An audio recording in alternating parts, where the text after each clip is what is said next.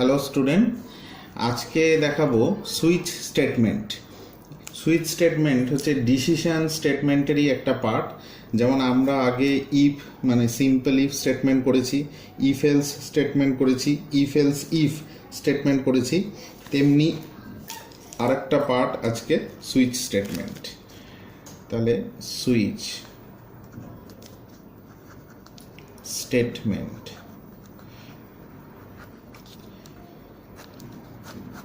Switch স্টেটমেন্টে আমাদের condition অনুযায়ী অনেকগুলো ব্লক থাকে। কন্ডিশন যে ব্লকটাকে স্যাটিসফাই করবে সেই ব্লকের স্টেটমেন্টটা আমাদের এক্সিকিউট হবে। এটা হচ্ছে সুইচ স্টেটমেন্টের মেন সিনট্যাক্স। সিনট্যাক্সটা আমরা এখানে লিখি। সিনট্যাক্সটা হলো সুইচ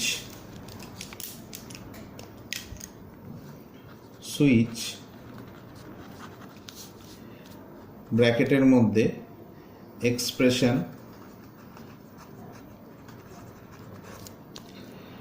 এক্সপ্রেশনের পর এখানে ব্রেসেস ওপেনের পর কেস 1, তারপর কোলন, নিচে স্টেটমেন্ট, তারপর ব্রেক, সেমিকোলন, আবার কেস 2 কোলন, তারপর statement,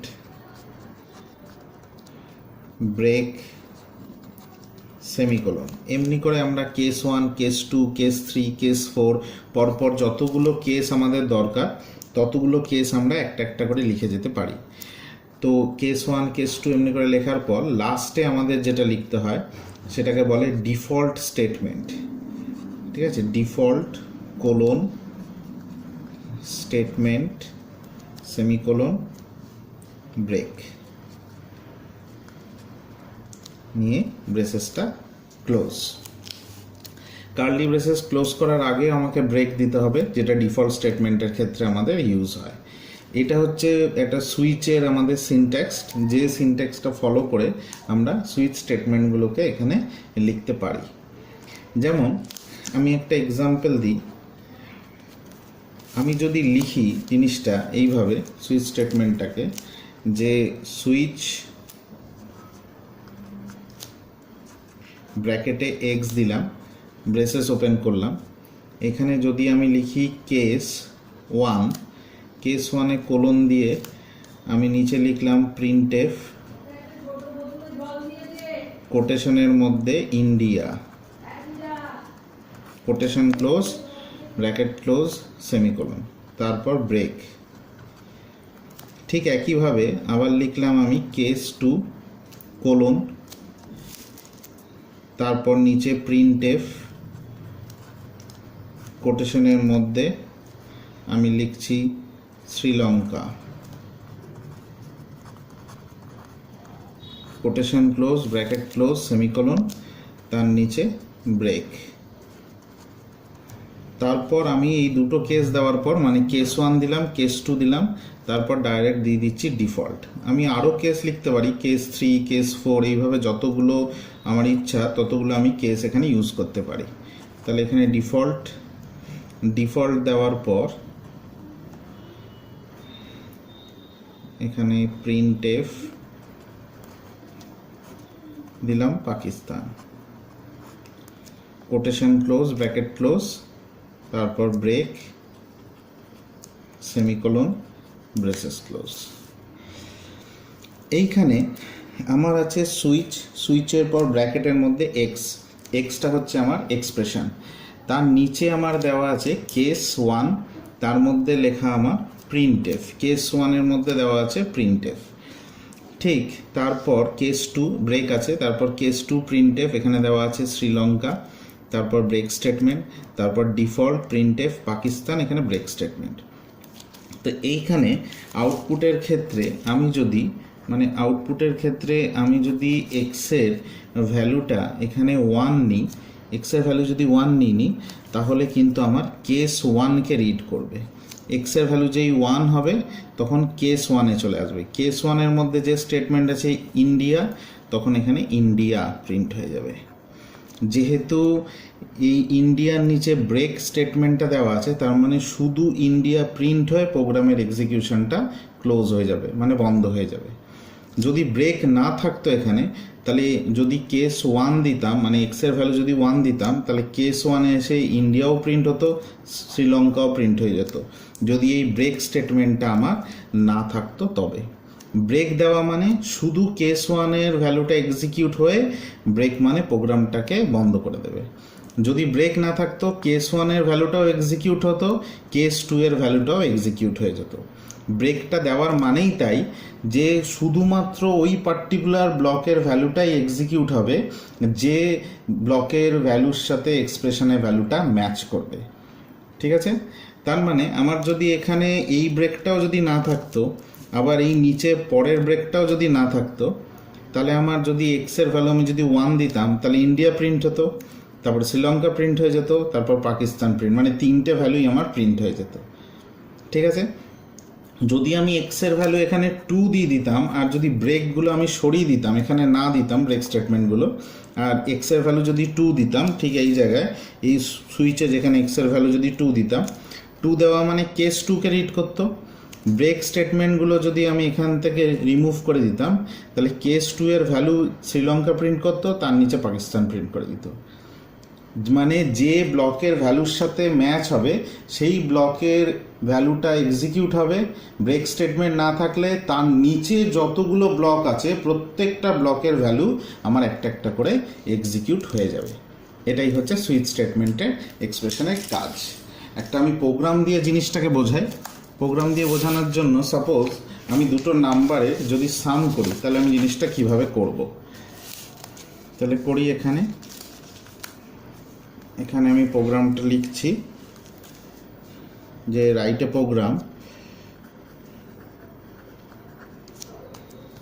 programme to calculate the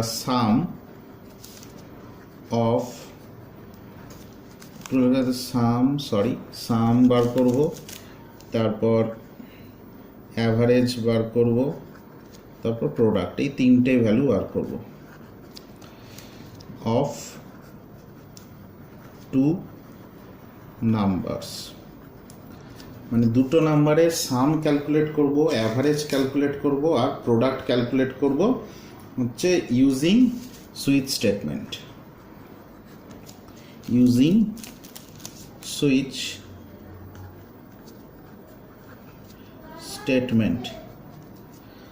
স্টেটমেন্টের সাহায্যে আমরা দুটো নাম্বারের সাম, অ্যাভারেজ আর প্রোডাক্টটাকে ক্যালকুলেট করব। ঠিক আছে? আচ্ছা, তাহলে প্রোগ্রাম লেখার জন্য, প্রোগ্রাম যখনই আমরা স্টার্ট করব, প্রোগ্রাম স্টার্ট করার জন্য আমাকে হেডার ফাইল লিখতে হবে। তাহলে এখানে স্টার্ট করছি হেডার ফাইলে দিলাম আমি #include অ্যাঙ্গুলার ব্র্যাকেটের মধ্যে stdio.h, অ্যাঙ্গুলার ব্র্যাকেটটা ক্লোজ, তার নিচে ভয়েড স্পেস দিয়ে মেন, প্যারেনথেসিস ওপেন ক্লোজ, তার নিচে ওপেনিং কার্লি ব্রেসেস, মানে ওপেনিং সেকেন্ড ব্র্যাকেট দিলাম। দেওয়ার পর এখানে ভেরিয়েবল ডিক্লেয়ার করছি আমি int a, b, int a b, সামের জন্য একটা ভেরিয়েবল নিলাম s, আর অ্যাভারেজের জন্য নিলাম ag, প্রোডাক্টের জন্য p। তার মানে টোটাল 5টা ভেরিয়েবল নিলাম। দুটো নাম্বারের জন্য আমার দুটো ভেরিয়েবল a আর b, সামের জন্য একটা ভেরিয়েবল নিলাম s, অ্যাভারেজের জন্য নিলাম ag, প্রোডাক্টের জন্য নিলাম আমি একটা ভেরিয়েবল p।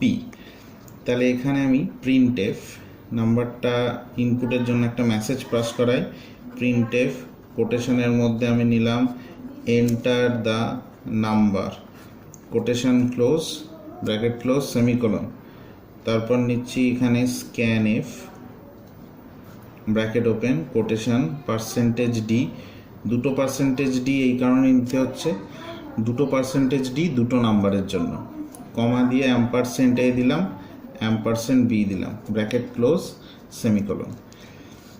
এরপর আমাকে printf এক্সপ্রেশন নিতে হবে চয়েসের জন্য। মানে কি বার করব, সাম বার করব না অ্যাভারেজ না প্রোডাক্ট। যেটা চাইবো সেই চয়েসটা আমাকে ইনপুট দিতে হবে। তাহলে enter choice, quotation close, bracket close, semicolon. এরপর স্ক্যান এফ, কোটেশনের মধ্যে %d, $x নিলাম। এক্স ভেরিয়েবলটা আমাকে এই জায়গায় ডিক্লেয়ার করে দিতে হবে, এক্স নামে একটা ভেরিয়েবল। তাহলে পি এর পর কমা দিয়ে এক্স, সেমিকোলন। তাহলে স্ক্যান এফ দিয়ে কোটেশনে %d, তারপর কমা দিয়ে $x দেওয়ার পর এবার আমাকে সুইচ স্টেটমেন্টটা অ্যাপ্লাই করতে হবে।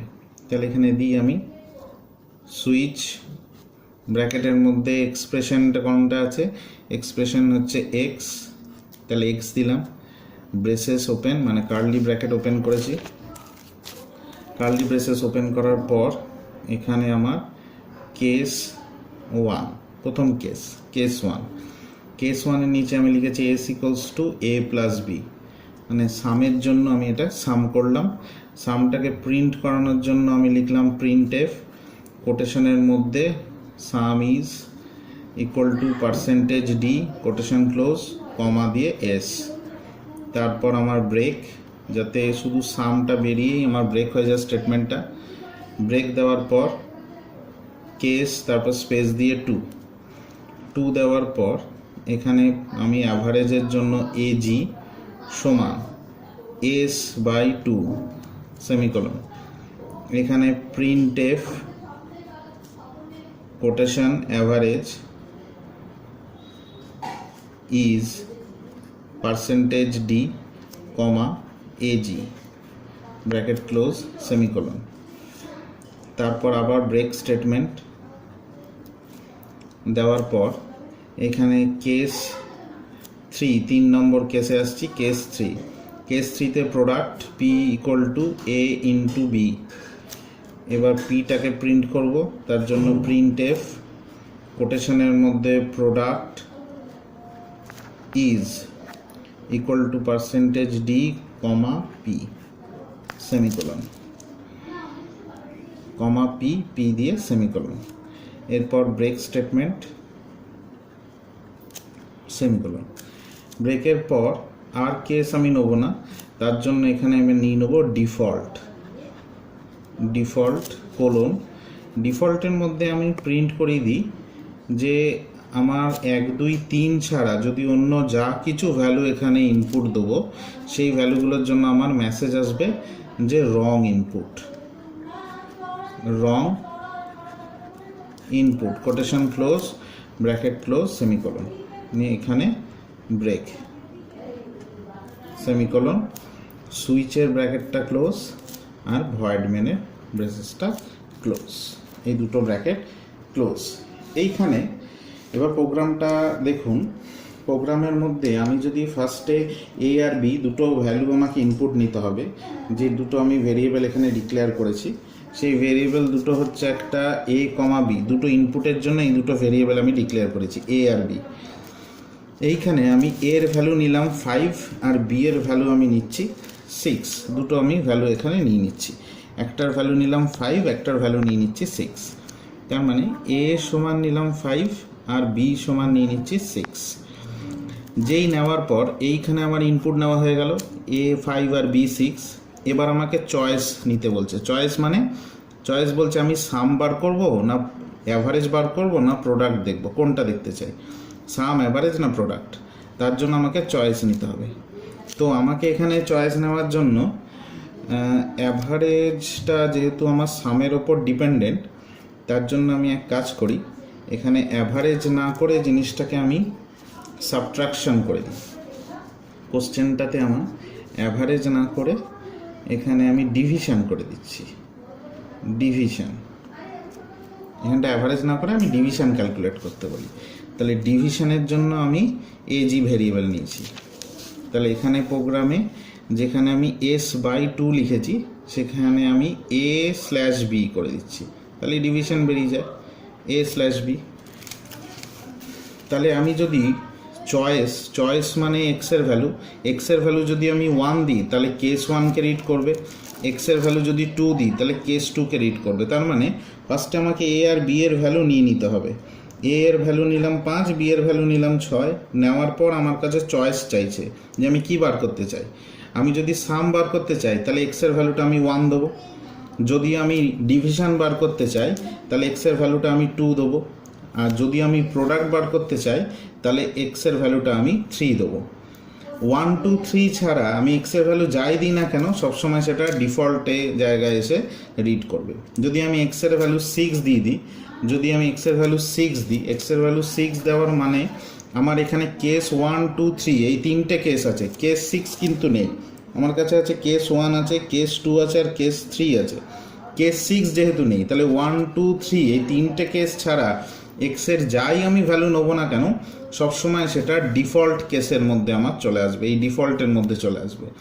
চলে আসার পর ডিফল্টের মধ্যে যে স্টেটমেন্টটা আছে সেই স্টেটমেন্টটা এক্সিকিউট হবে। তার মানে এক্সের ভ্যালু 6 নিলে আমার আউটপুট আসবে রং ইনপুট। কেন? এক্সের ভ্যালু 6 মানে এখানে কেস 6 কিন্তু কোনো অপশান নেই, যেহেতু কেস 6 কোনো অপশান নেই তার জন্য আমার ডিফল্টে চলে আসবে। তার মানে শুধু 6 বলে না, এক্সের ভ্যালু যদি আমি 4ও নিই সেক্ষেত্রেও কিন্তু আমার আউটপুট আসবে রং ইনপুট। একমাত্র এক্সের ভ্যালু 1 2 3 এই তিনটের মধ্যে কোনো কিছু নিলে তবেই কেস 1 কেস 2 কেস 3কে রিড করবে, ঠিক? তার মানে এর ভ্যালু 5 আর বি এর ভ্যালু যদি 6 নিই, নেওয়ার পর আমাকে চয়েস ইনপুট করতে বলেছে, চয়েসটা আমি নিয়ে নিলাম 2। চয়েস 2 নেওয়ার মানেই হচ্ছে আমার কেস 2 এই ভ্যালুটা এক্সিকিউট হবে। তার মানে এখানে 5/6 যে আউটপুটটা হবে সেই আউটপুটটাই প্রিন্টএফের মধ্যে আমার এক্সিকিউট হয়ে যাবে, ঠিক আছে?